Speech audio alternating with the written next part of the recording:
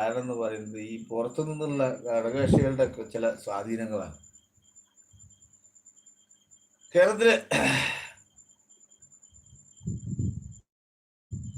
B J P wait ചെയ്യുക, വെറുതെ ഒന്നല്ല, ബി ജെ പി വെയിറ്റ് ചെയ്തുകൊണ്ടിരിക്കുകയാണ്. കാണാം നമുക്ക് ഇനിയിപ്പോൾ അങ്ങോട്ട്. ബി ജെ പിന്റെ 3 എം എൽ എമാർ നിയമസഭയിലുണ്ട്. അതായത് ബി ജെ പി കേരളത്തിൽ വളരാൻ ശ്രമിക്കുക എന്നല്ല, കേരളത്തിൽ വളർന്നുകൊണ്ടിരിക്കുകയാണ്.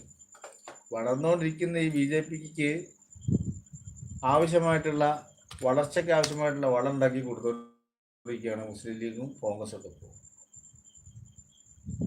ശരി,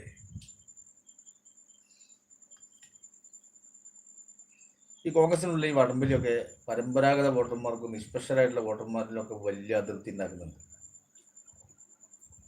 ശക്തമായിട്ടുള്ള ലീഡർഷിപ്പ് ഒന്നും കോൺഗ്രസിൽ ഇല്ലെങ്കിൽ കോൺഗ്രസ് വോട്ടുകളിൽ ബി ജെ പിയിലേക്ക്